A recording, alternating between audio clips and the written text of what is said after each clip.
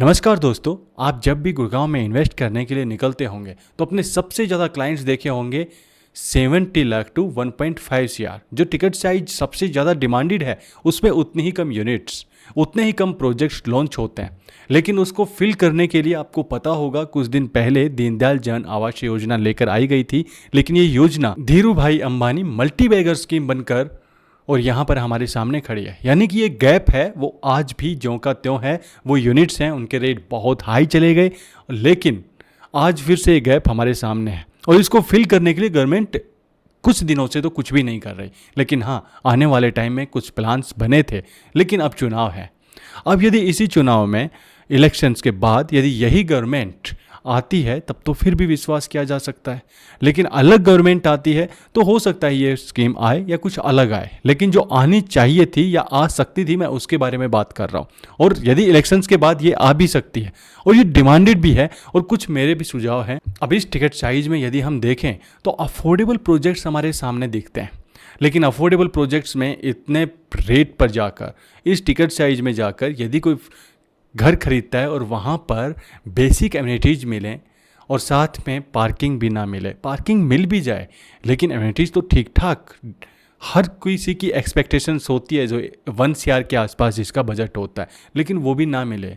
70-80 लाख में तो वही जाएगा जिसका 1 सीआर बजट है, या तो 1.5 तक जाएगा या मिनिमम जाएगा 70-75 लाख जाएगा। अब 70-75 लाख में जाते हैं तो वही अफोर्डेबल देखते हैं, इससे ऊपर जाते हैं तो पसंद नहीं आते, नई प्रोजेक्ट्स लॉन्च नहीं हो रहे। दीनदयाल जन आवास योजना जैसा कि मैंने कहा वो कन्वर्ट हो ही चुकी है। यानी कि अब तो यही समझ में आता है कि एक न्यू पॉलिसी की आवश्यकता है, और ये गवर्नमेंट प्लान्स भी कुछ कर रही थी। आने वाले टाइम में कौन सी गवर्नमेंट आए नहीं जानते, और ना ही हम उसके बारे में डिस्कस करना चाहते, क्योंकि हमारा ये प्लेटफॉर्म हम रियल एस्टेट के ऊपर ही बात करते हैं।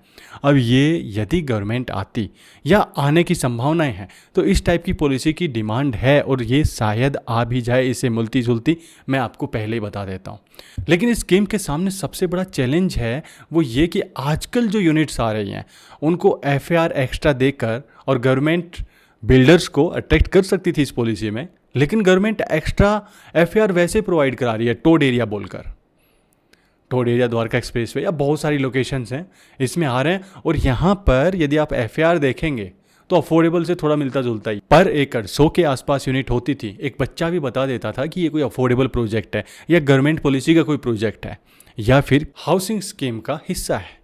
लेकिन आजकल तो एक्स्ट्रा लग्जरी प्रोजेक्ट हैं, वो एक्स्ट्रा एफएआर लेकर आ रहे हैं और यही कर रहे हैं, और हम खरीद भी रहे हैं। और यदि ऐसे बिल्डर आते भी हैं तो गवर्नमेंट को एक्स्ट्रा एफएआर के लिए हैवीली एक्स्ट्रा चार्ज लगाना होगा, तभी उन पर लगाम लग सकती है। लेकिन गवर्नमेंट खुद उसको प्रमोट कर रही है, ये सबसे बड़ी प्रॉब्लम है।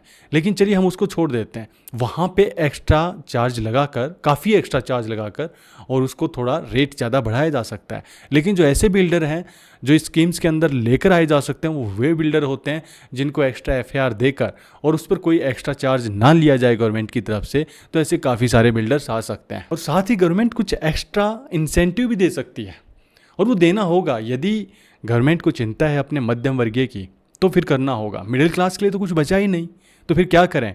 आप गरीबों के नाम पर, अब ये अभी मैं आपको बताऊं जो एलोकेटेड किए गए हैं बजट में 10 लाख करोड़, ये किन के लिए, या तो जो 40 लाख तक के बजट में जो हैं उनके लिए कुछ है, या फिर वो लोग जो कुछ नहीं करते, जो पब्लिक प्लेसेज में बैठकर 6 AM से 6 PM तक बैठकर कार्ड्स खेलते हैं, ऐसे सेल्फ क्लेम्ड इकोनॉमिस्ट या कहें उनको पॉलिटिक्स रिव्यूअर्स, उनके लिए गवर्नमेंट सब कुछ करती है। फ्री उनको अनाज मिलना है, फ्री उनको घर मिलने हैं। भाई आप घर बैठो और हमारी बुराई भी करो, यानी कि गवर्नमेंट की बुराई करो, गवर्नमेंट की पॉलिसीज़ की बुराई करो, और साथ में आप फ्री सब कुछ लेते रहो। और वो किसके दम पर, मिडिल क्लास के हिस्से को काट कर। और ये एक गवर्नमेंट नहीं कर रही, ये स्टार्टिंग से चल रहा है, हर एक गवर्नमेंट ने ऐसा ही किया है। ये जो 10 लाख करोड़ रुपए दिए गए हैं, इसमें मिनिमम 50 to 60% उन लोगों के लिए होना चाहिए। गुड़गांव जैसे सिटीज़ हैं, मुंबई जैसे सिटीज़ हैं, बेंगलोर जैसे सिटीज़ हैं, उनमें तो ये मिनिमम आपका 1 सीआर होना चाहिए, और 1 सीआर पे भी आपको इंटरेस्ट पे सब्सिडी मिले, और वो काफ़ी ज़्यादा होनी चाहिए, जो पहले चल रही थी उससे काफ़ी ज़्यादा। तब जाकर लगेगा कि मिडिल क्लास के लिए भी गवर्नमेंट कुछ कर रही है। अदरवाइज यही चलता रहेगा। मिडिल क्लास के पास टाइम नहीं है, वो सुबह से शाम तक जॉब करता है, काम करता है, घर के और परिवार वालों के एम्बिशंस हैं उनको पूरा करता है, उसके चक्कर में EMIs के नीचे दबा रहता है, और साथ में जो निठल्ले है ना, इनको इनके कंधों पर और लाद दिया गया है कि भाई इनके लिए भी आप कमाओ, आपसे टैक्स लिया जाएगा, इनको दिया जाएगा फ्री घर। और जो मिडिल क्लास है जो ये सब कुछ कर रहा है, जिसकी इकोनॉमी पूरी जिसकी वजह से चल रही है, उसको क्या मिल रहा है? उसको सब्सिडी भी नहीं मिल रही पूरी, और दूसरी तरफ उनको घर बना के दिया जा रहा है, और ऐसे बहुत सारे घर बन रहे हैं। इसका मैं फिर से कह रहा हूँ, मैं किसी एक गवर्नमेंट के खिलाफ नहीं बोल रहा। जब से देश को आज़ादी मिली है तब से यही हो रहा है, मिडिल क्लास को दबाया जाता है क्योंकि उसके पास टाइम नहीं है। वो गवर्नमेंट को बदल नहीं सकता। बदल कौन से सकते हैं? ये लोग जो सुबह से चाय की टपरी पर बैठकर किसी गवर्नमेंट की अच्छाई और किसी गवर्नमेंट की बुराई करते हैं। इनको जो देता है वो अच्छा है, जो नहीं देता वो बुरा है। और यदि नहीं दिया गया तो ये रोड पर बैठने से भी गुरेज नहीं करेंगे, सरकार को गिराने से भी गुरेज नहीं करेंगे। कम से कम मिडिल क्लास को भी ऐसी स्कीम्स के लिए तो कम से कम थोड़ा बहुत विरोध तो दर्ज कराना ही होगा। और ये वीडियो पे मेरा पूरा उसी पर है। या तो ऐसी स्कीम्स गवर्नमेंट के द्वारा लानी चाहिए, और लाने के पूरे चांसेस भी हैं। मैं ऐसा नहीं कह रहा नहीं है, ये पॉलिसी आ सकती है इस टाइप की मिलती जुलती, लेकिन नहीं आती है तो मिडिल क्लास को अपने राइट्स के लिए लड़ना भी चाहिए। वो बहुत सारे प्लेटफॉर्म्स हैं, जरूरी थोड़ी ना रोड ही जाम करना, वो तो गलत है।